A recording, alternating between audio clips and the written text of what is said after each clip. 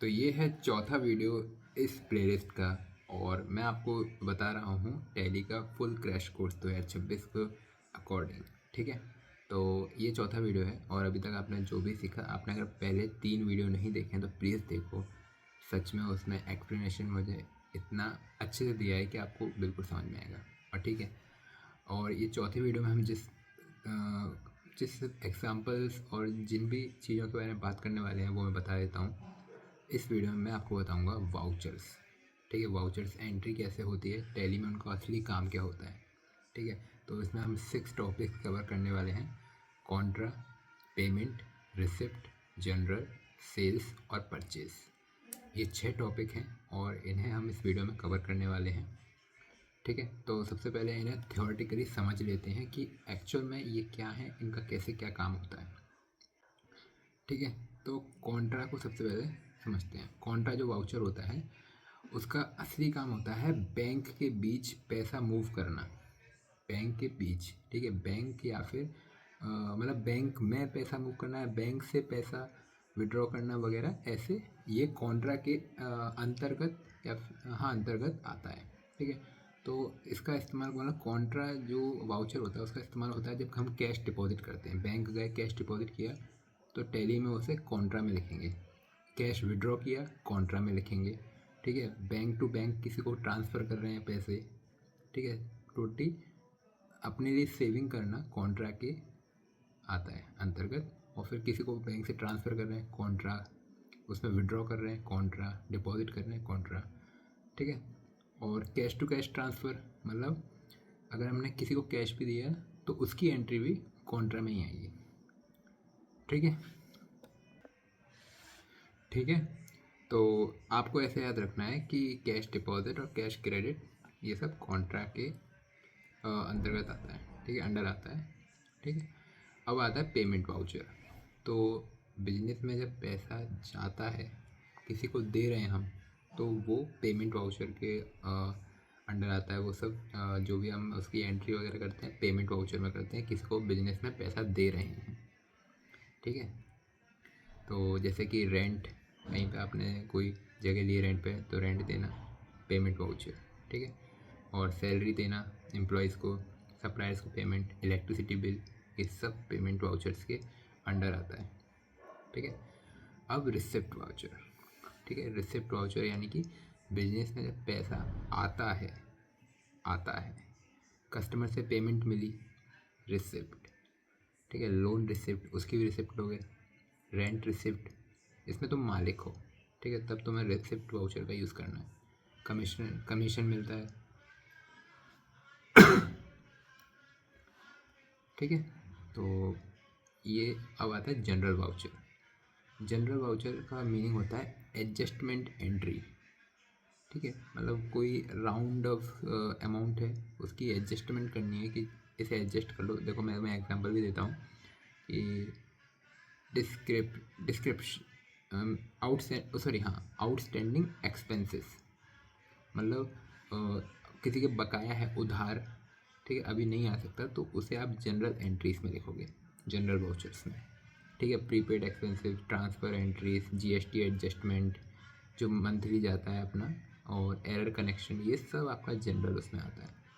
ठीक है, जैसे कि कंप्यूटर का 3000 का डिस्क्रिप्शन, मेंटेनेंस मान लो। ठीक है, अब सेल्स वाउचर, जब सामान या सेवा अपन बेचते हैं, सेल कर रहे हैं। ठीक है, तो ये तो नाम से ही पता चल रहा है, जैसे cash cell, credit sale, GST cell, discount. ठीक है, तो ये सब आपका सेल के अंडर आता है। ठीक है, अब है एग्जाम्पल के लिए, हाँ, परचेज वाउचर। परचेज यानी कि खरीदना।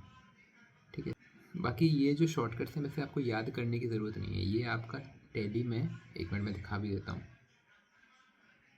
एक मिनट, यहाँ पे हम टैली ओपन करेंगे तो आपके जो शॉर्टकट्स हैं, जब आप बिल कोई भी रिसिप्ट आप बना रहे होंगे तो वो जो शॉर्टकट्स हैं वो आपके साइड में शो करेंगे। ठीक है, यहाँ पर ये ठीक है, अभी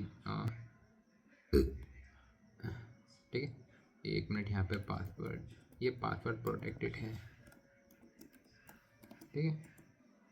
तो यहाँ पे देखो ये शॉर्टकट शो कर रहे हैं। तो जब भी आप रेसिप्ट भी बनाते हो तो फिर परचेज नाम से भी ऐसा शो करता है, और जो शीट खाली होती है उसमें जो शॉर्टकट्स होते हैं उसी हिसाब से वो वर्क भी करता है, तो उसमें आपको टेंशन लेने की ज़रूरत नहीं है। ठीक है, चलो यहाँ तक समझ में आया। ओके, अब मैं आपको वाउचर्स प्रैक्टिकली बना के बताऊँगा। ठीक है, आपने थ्योरेटिकली समझ लिया कि क्या क्या होते हैं, अब मैं आपको प्रैक्टिकली बताऊँगा।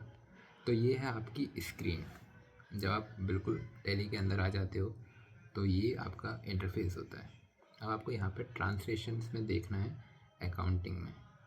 ठीक है, और ये हम डायरेक्टली अंदर आ गए, अकाउंटिंग और अकाउंटिंग वाउचर्स। यस, ठीक है, कि F4 दबाने पर आपका कॉन्ट्रा आ जाएगा। ओके, ये हमारा काम नहीं किया। अगर आप किसी भी वाउचर को क्रिएट कर रहे हो तो उसके लिए आपके पहले लेडर्स कंप्लीट होने चाहिए। ठीक है, लेडजर्स। तो जैसे कि आप एक परचेज वाउचर बना रहे हो तो उसके लिए आपको पहले लेडजर्स क्रिएट करने होंगे। अगर वो क्रिएट नहीं है तो पहले उन्हें क्रिएट करना होगा, तभी आपका वाउचर सही से अच्छे से बनेगा। ठीक है, हम लेडजर से क्रिएट कर लेते हैं। उसके लिए आपको Alt+C दबाना है। ठीक है, Alt+C में आप चाहेंगे तो आपके स्टॉक आइटम्स दिखेंगे, पर ये आपका पहले से बना हुआ है। ठीक है, इसको क्विट करते हैं पहले। ठीक है, यहाँ से क्विट। ठीक है, अकाउंटिंग वाउचर्स और लेजर्स। पहले लेजर्स हम क्रिएट कर लेते हैं। अकाउंट इन्फो में जाएंगे, लेजर्स क्रिएट। ठीक है, अभी हमारे परचेज और सेल्स का बना हुआ है, हमारे बैंक का बनाना है। ठीक है, तो बैंक का ही बना हुआ है एक्चुअली। ओके, तो परचेज का है, बैंक का है, दोनों का है। तो हमें सप्लायर बनाना है। ओके, तो हम सप्लायर बनाएंगे। सप्लायर होगा ABC। ओके, और ये होगा हमारा डेबिटर। ठीक है, चलो क्रेडिटर होगा। ठीक है, और ये सब इसको ऐसे ही रहने देंगे। एड्रेस इसका रहेगा ग्वालियर, पिन कोड रहेगा 1, टैक्स रजिस्ट्रेशन नंबर भी रहेगा 1, और ओपनिंग बैलेंस इसका रहेगा, ठीक है, 2,35,000। लाइक T-शर्ट डाल देते हैं। ठीक है, 31 मार्च, और अमाउंट इसका रहेगा ओनली 50,000। ठीक है, तो उतना इसका माइनस हो गया, यानी कि इसने T-शर्ट्स खरीदी है 50,000 रुपये की। और ठीक है, एक्सेप्ट। तो अब हम जाएंगे वापस और देखेंगे, तो हमारा यहाँ पर ABC नाम से एक क्रेडिटर भी बन गया है, और ऐसे ही आपको डेबिटर भी बना है। वाउचर्स में सबसे पहले आपको लेडर्स पूरे क्रिएट करके रखने होंगे। ठीक है, मतलब जिसका आपको उसमें एंट्री करना है उसका भी लेडर रखना होगा, जिसके लिए करना है उसका लेडर भी रखना होगा। ये सब लेडर्स की बात हो रही है, इसमें ना ग्रुप्स हैं ना यूनिट्स हैं। ठीक है, वो अलग हैं। और आपको मतलब उन सब के लेडर्स क्रिएट करके रखने होंगे, तभी आप प्रॉपर वाउचर्स बना पाओगे। ठीक है, और अगर आप किसी का नहीं बना पाते हो तो Alt+C आप जैसे दबाओगे ऐसे। ठीक है, Alt+C, ये Alt+C से कैलकुलेटर खोला है, 1 मिनट।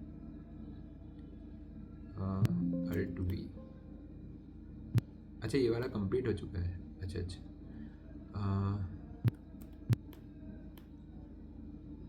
ओके। हाँ, मतलब पहले आपको लेडजर्स पूरे कंप्लीट बना के रखने होंगे। और हाँ, इसमें आप एक फीचर्स होता है F11 से, कि यहाँ पे देखो F11 जैसे आप क्लिक करोगे, या फिर डायरेक्टली आप इस पर भी क्लिक कर सकते हो। कभी कभी क्या होता है, आपका जो F11 इस पर वर्क नहीं करता है। ठीक है, ट्रैक नहीं कर पाता है, तो आपको इसमें डायरेक्टली F11 दबाना है। और ऊपर आप देखोगे कि अकाउंट्स में आपको ये सारी सेटिंग्स मिलती हैं। ठीक है, तो यहाँ पर प्रॉफिट लॉस सेंटर, यहाँ पर ये नो होगा, तो यहाँ पे आपको कई चीज़ों में येस करना होगा। अब ये कैसी कैटेगरीज में येस होगा वो अभी आगे पता चलेगा, बट यहाँ पे जब तक आप इन सेटिंग्स को नहीं मिलाओगे तब तक आपका जो वाउचर्स है वो ढंग से क्रिएट नहीं होगा, उसमें काफ़ी कुछ एरर्स आएंगे और आपका सही से नहीं वाउचर क्रिएट होगा, ठीक है। अब ऐसे ये तो हो गया अकाउंट्स के लिए। फिर इन्वेंट्री के लिए अलग अलग होता है। जैसे यहाँ पे आप इन्वेंट्री पे क्लिक करोगे तो इसके लिए भी यहाँ पे देखो ऑप्शन है, ऑर्डर प्रोसेसिंग वगैरह ये सब यस है। तभी मेरा जो वाउचर है अभी क्रिएट हुआ है वो मैं क्रिएट करके बताऊँगा। और यहाँ पे स्टैंडर्डरी और इनके लिए भी सेटिंग्स होती हैं, ठीक है। TSS की भी सेटिंग्स होती हैं। और यहाँ एड्स ऑन, तो एड्स ऑन का मतलब होता है कि आप यहाँ पे कोई शॉप बटन क्रिएट करके ऐड कर सकते हो, तो वो भी आपको ऐड हो जाता है, ठीक है। और अगर कोई आपको इस बारे में कोई गलती लग रही हो तो वो कमेंट कर सकते हो, वैसे मुझे नहीं लगता, ठीक है। अब मैं आपको यहाँ पे एक वाउचर क्रिएट कर बताऊँगा। पहले यहाँ से बाहर निकलते हैं और इसे कन्फर्म करते हैं, ठीक है। अब आपके सामने यहाँ पे पहले इन्वेंट्री वाउचर्स, ओके। देखो इन्वेंट्री वाउचर्स अलग होते हैं। अब आप देख रहे हो कि स्टॉक जनरल, ठीक है। इस मतलब आपकी इन्वेंट्री में क्या आइटम है, लाइक टी शर्ट्स नहीं है, ये तो क्रिएट करनी पड़ेगी अल्ट सी दबा के। अल्ट सी आपने जब दबाया तो अब आप यहाँ पे एक स्टॉक आइटम क्रिएशन का एक आप पे टैब आएगा, तो उसमें आप स्टॉक आइटम क्रिएट कर सकते हो। अब लाइक हमें टी शर्ट उसमें ऐड करनी थी, नहीं हुई, तो यहाँ पे पहले टी शर्ट्स लिखेंगे, टी शर्ट्स, ठीक है। अब यहाँ पे इसमें इसे क्लॉथ बोल देंगे, टी शर्ट क्लॉथ है। और अंडर प्राइमरी नॉट एप्लीकेबल और रेट ऑफ ड्यूटी एंड 5। अब इसका क्या मतलब होता है, ठीक है। मेनली क्या दिक्कत आती है कि हमें इसमें दिक्कत आती है कि ये आखिर इसका मतलब होता क्या है, ठीक है। तो मैं इसको भी आपको बता देता हूँ, ठीक है। तो अब देखो रेट ऑफ ड्यूटी का मतलब होता है कि GST परसेंटेज, मतलब जिस तरह का सामान आप सेल कर रहे हो, ख़रीद रहे हो, उसमें GST परसेंटेज कितना होगा। पर एक बात इसमें याद रखना कि परचेस में आपको GST भरने का ज़रूरत नहीं होता है, ठीक है। तो सेल में ही होता है और परचेस में नहीं होता है। तो यहाँ पे हम फ़िलहाल 5 भर देंगे, ठीक है। इसमें 5 कर देते हैं और यस, ठीक है। अब यहाँ पे देखो टी शर्ट का आ गया, हमने क्रिएट किया, टी शर्ट आ गया। इसमें हमने ख़रीदा है 50,000 का टी शर्ट, ठीक है। अब नया बनाएंगे तो शर्ट के लिए शर्ट, पर ये भी हमारे पास नहीं है ना, नहीं है। देखो नथिंग सिलेक्टेड, इसमें है ही नहीं, तो इसके लिए भी अल्ट सी दबाना पड़ेगा और शर्ट का भी बनाना पड़ेगा, शर्ट, ठीक है। यहाँ पे इस पर भी 5% कर देते हैं, ठीक है। अब शर्ट को भी हम 50,000 कर देते हैं, ये हो गया हमारा 1 लाख। अब यहाँ पे जो है सोर्स कंपनसेशन, ठीक है। अब देखो ट्रांसफ़र ऑफ मटेरियल, इसमें 2 कॉलम आपको दिख रहे होंगे, ठीक है। तो इसका मतलब क्या होता है और फिर इसका मतलब क्या होता है।